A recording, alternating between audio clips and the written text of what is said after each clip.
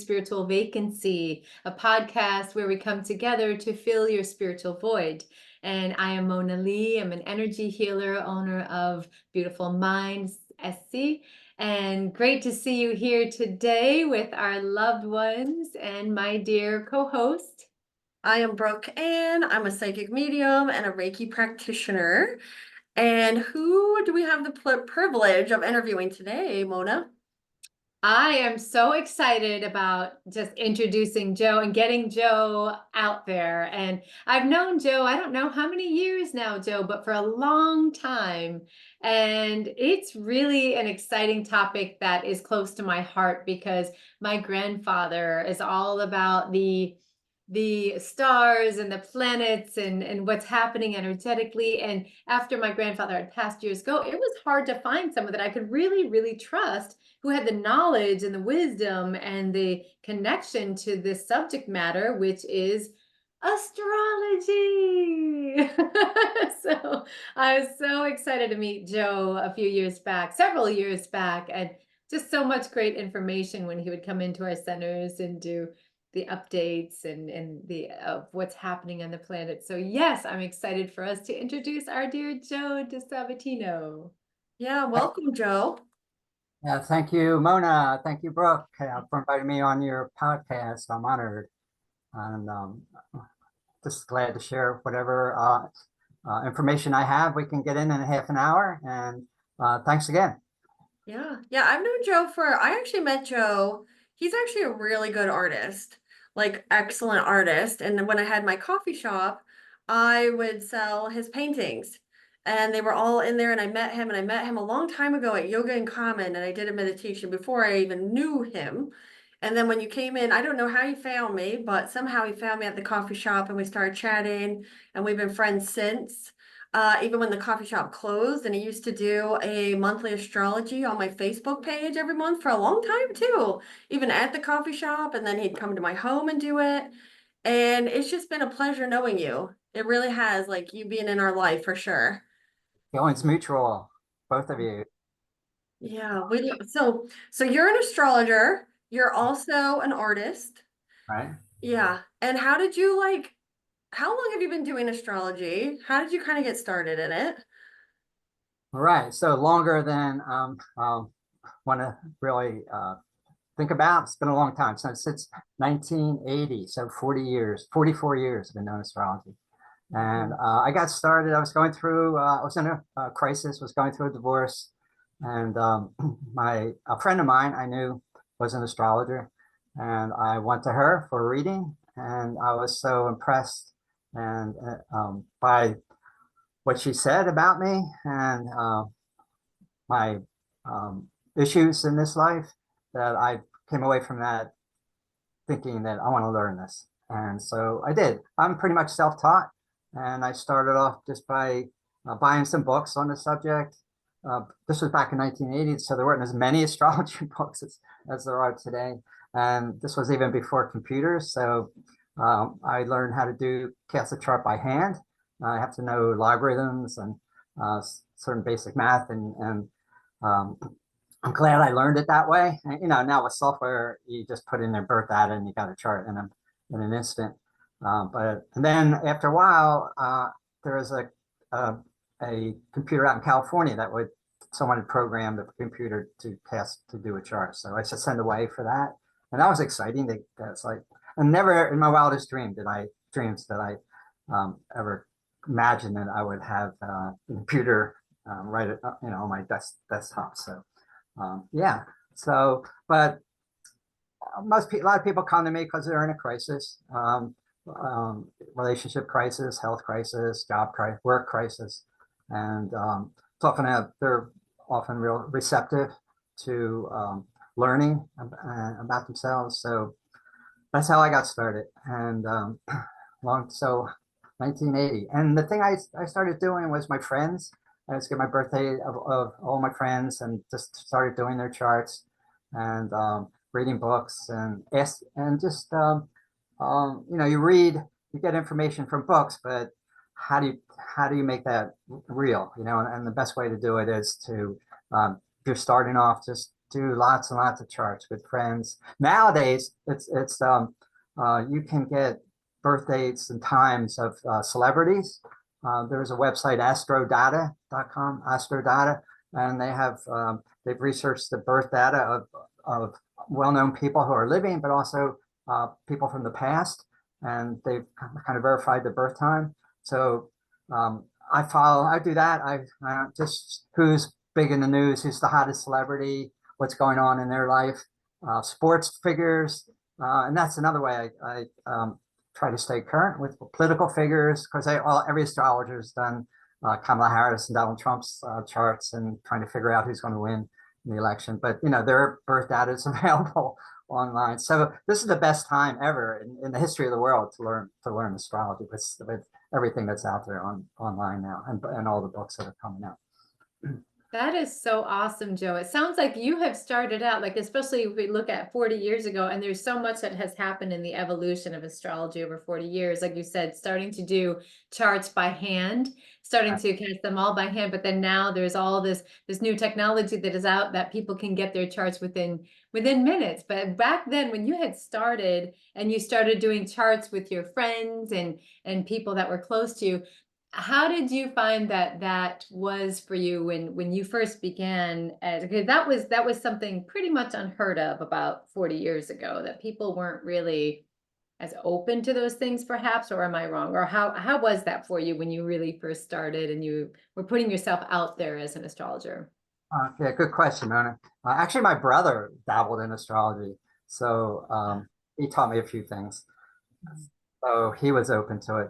But then most of my friends, I've always had friends who have spiritual interests, who are interested in unconventional subjects from A to Z. So they were receptive to astrology anyway. So it wasn't like I lost friends because I was doing astrology. And my parents were, well, I wasn't home anymore, but so I was in a context where astrology was accepted and have been ever since. So it didn't put me at odds with the culture that I grew up in. And then I thought of another way that was really helpful for me to learn, and I would recommend it to anybody.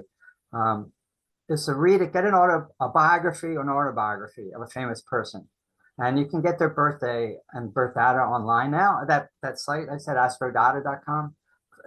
Read the biography, autobiography of a person who you can find their birth information, and you will get more information about that person in the biography or autobiography than you would say from your friend, because you got 300 pages about them. And if you can, you'll see how their personality comes through, uh, key life key times in their life. If you look at transits and progressions, I did that several times, and that was one of the best turning tools, because you can go in depth with the person as they describe you get a sense of their personality, their character, key life events, and you can see how that correlates with their birth chart. And do that a few times, and you will learn quite a bit about astrology. Mm-hmm.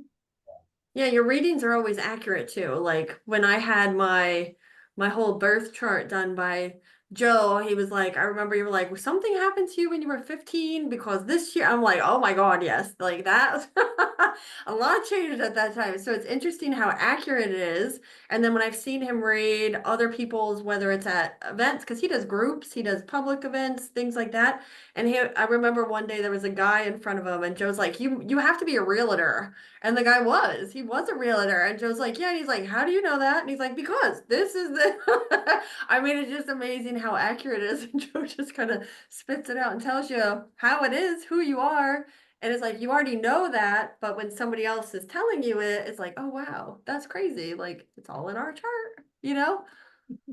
Yeah, and I look, people call me for a chart reading, and I consider it actually a really sacred event, because this is you. You know, this is a birth chart. What is it? It's a blueprint of your soul in a way, blueprint of the main spiritual and psychological lessons you'll be learning in this life. So it's something that is a privilege to be able to interpret someone's birth chart, because what they're doing, they're letting me in and to their very deepest um, issues that they've and so there's a quality of deep trust. I was a psychotherapist, so that was my career. So this is just another, and as a psychotherapist, I was mostly listening, you know. So as an astrologer, I guess I do more of the talking than listening, but it's also a dialogue. It's also I consider it therapeutic. And so I bring my counseling and uh, skills and therapeutic skills into a astrology reading.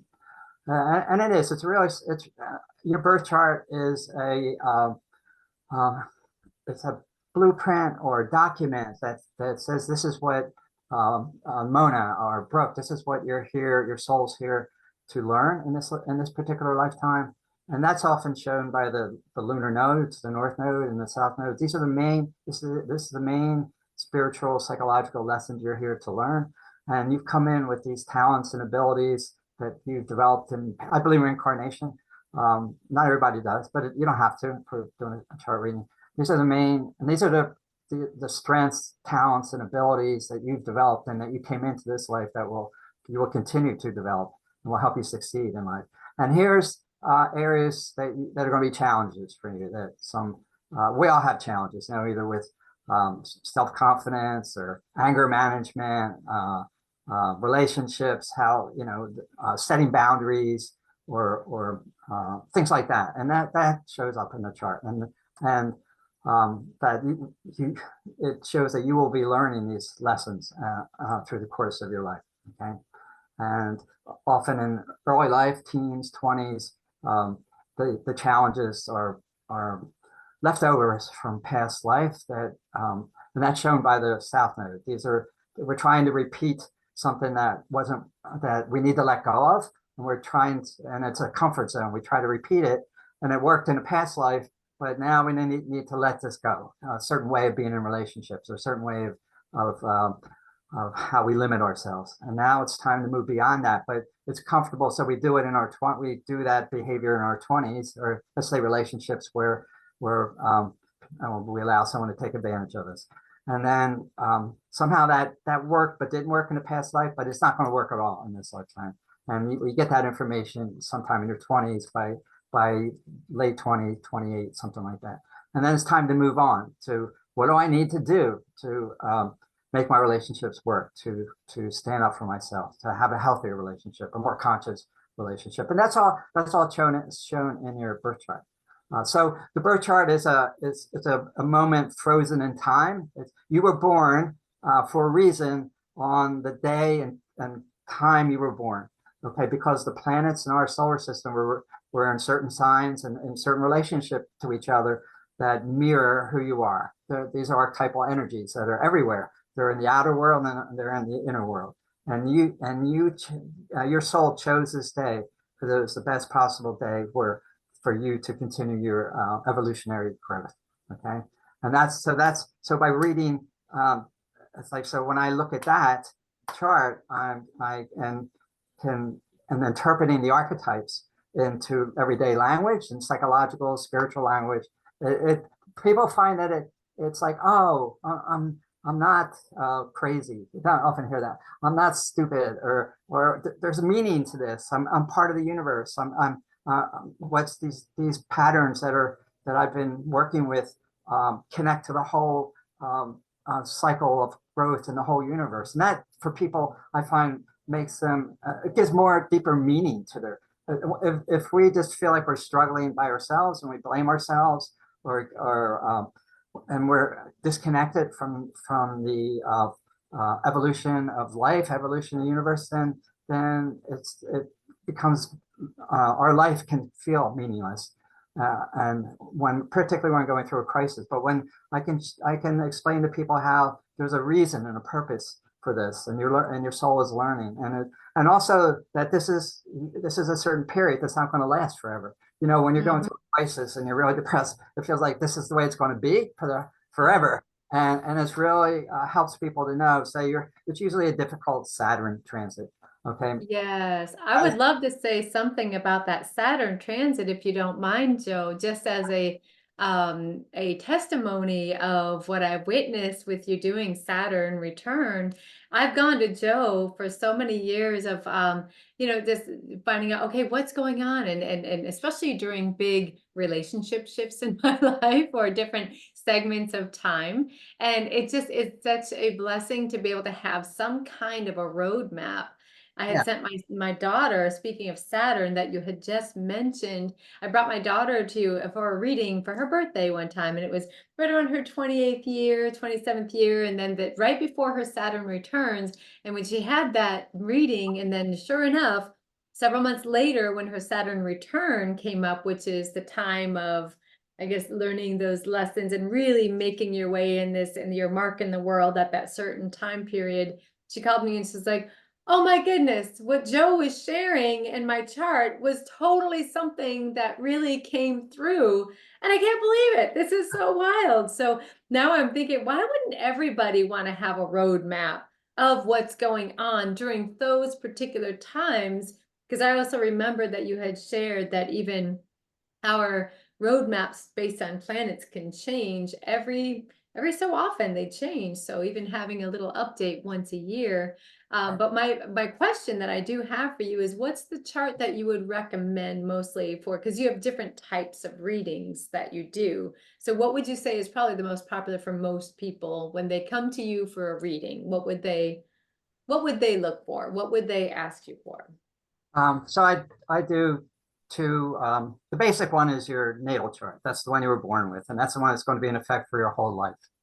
And this is when it ideally is when you took your first breath, when you gasped and started crying. If they, the nurses may, after they clean up, they'll record the time, and some of them they estimate the time. Maybe in the future there'll be like a punch. They just punch a button when the baby takes the first button, and that records the exact time, and then that can be made into their birth chart.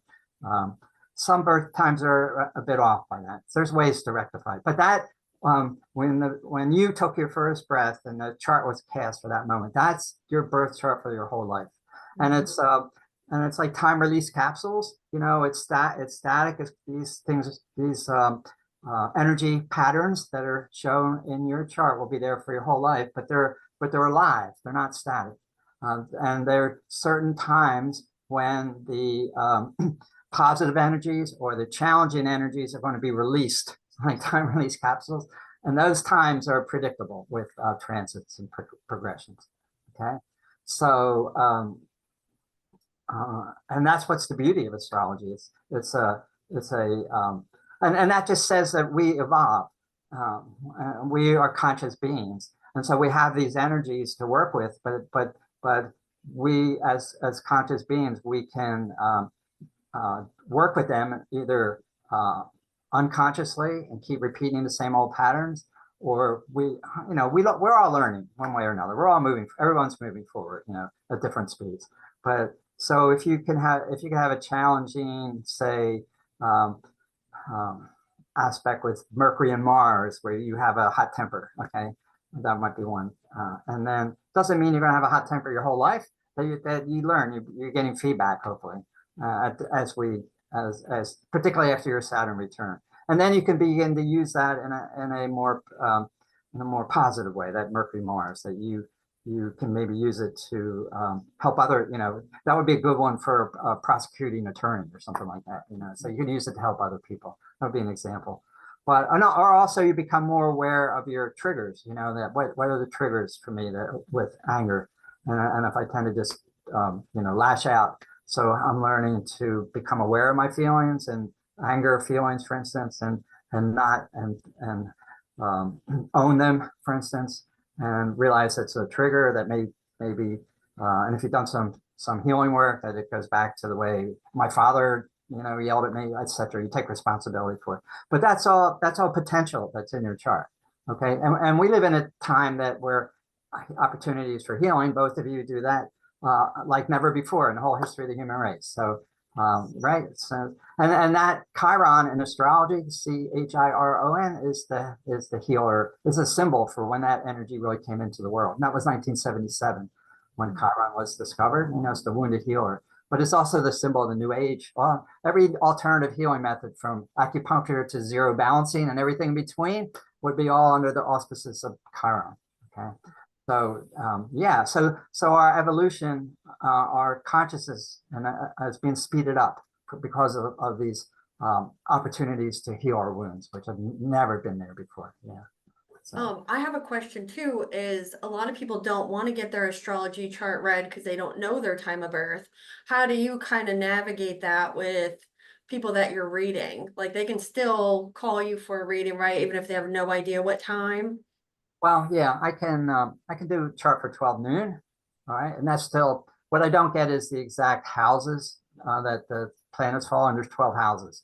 And you get that by the birth time. Okay. What houses do the planets fall in? So I can still do a reading that's pretty accurate and maybe has 75% accuracy. But there's some things I can't, some things I can't do, right, as a result. No, that's great.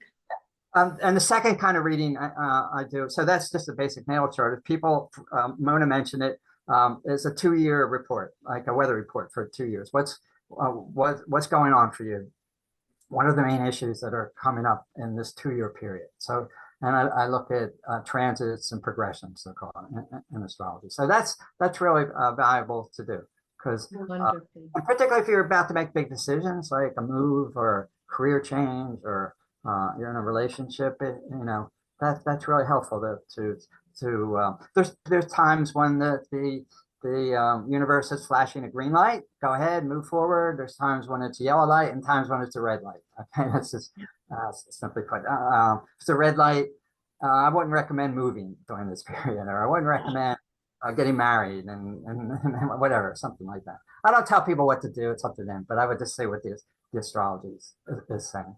Yeah.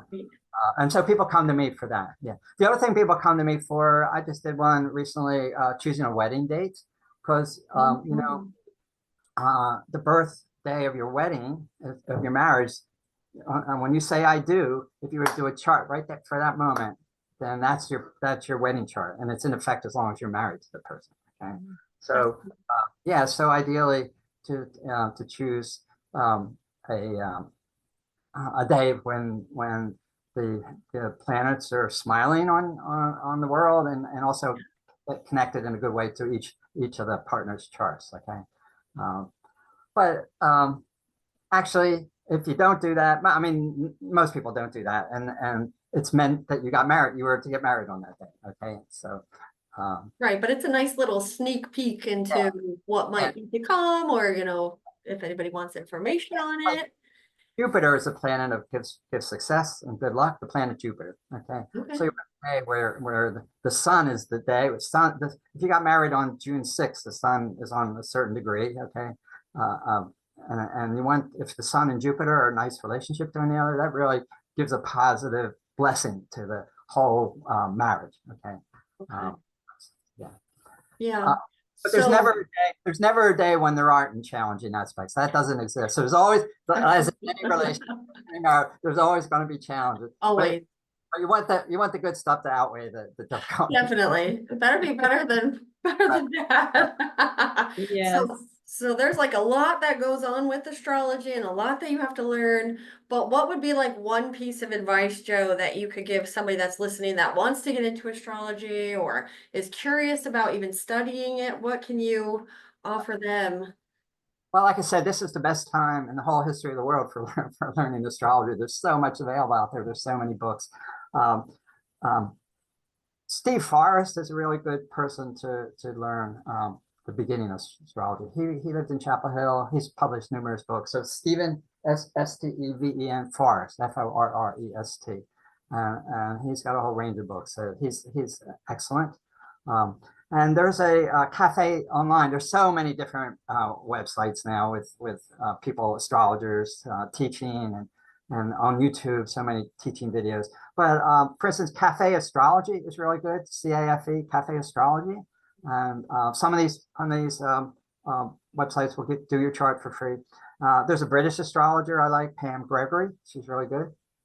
And Chris Brennan, Brennan, I think it is, Chris Brennan podcast. He once a week he has a well-known astrologer come in and they talk about a certain subject, and he's done about 450 of these podcasts. So if you look at Chris Brennan podcast on every possible angle of astrology, and they're really great. I listen to him. I learn a lot from listening to him because these are the experts he's interviewing. And then like I said, do the charts of if you need to get some kind of software, okay. And so there's the decent software costs around $300, but there's some free ones out there. Planet Dance, Planet Dance is free, and that's pretty good. Where you can do charts with that one. You can do it on your phone, on your laptop, whatever. Okay, those are all great suggestions. But I continue. It's a lifelong learning process. Yes, great. It's like it never ends. There's so much to learn about astrology. That's the other thing that I find it fascinating. You're never going to say, okay, I know everything there is to learn about astrology. Forget it. It's like it probably takes many lifetimes to get like learning how to play a violin. Well, it goes on and on and on. So yeah. Yes. Well, thank you for all of those resources. That was a lot of great information. It was a lot of great resources that you were sharing for people to, go into that realm. And if somebody does want to just get like a one-on-one astrology reading with you, how would they find you? How would they get in touch with you? Believe it or not, I don't have a website and I don't advertise. I get all my clients word of mouth, and I'm busy as I need to be. I don't want to get overwhelmed with it. Okay, like you said, I'm a painter and I do astrology charts. I don't want to be doing astrology charts all day long.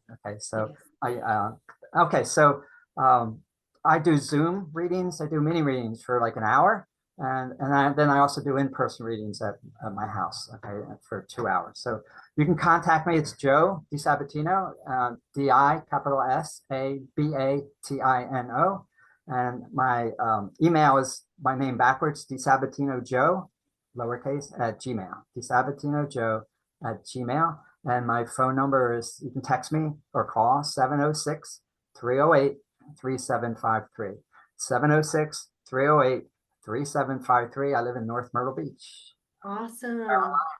Thank you so much, Joe, for being here and sharing your story. Okay, thank you. And yes, thank you so much. Thank you. We appreciate you. You guys go schedule your astrology reading with Joe, and don't be scared if you don't know the time, because he can figure it out for you and get it as close as possible. So go schedule. You also have a book. He's also an author. He's an artist. He's an astrologer. And he also works at the Spiritual Center in North Myrtle Beach. So make sure to follow him on Facebook and check him out on his email or text him. And we thank you for being here, and we hope y'all have a beautiful day, and we'll see you next week. Namaste. Yes. Namaste. Thank you so much. Thank you, Joe. Welcome.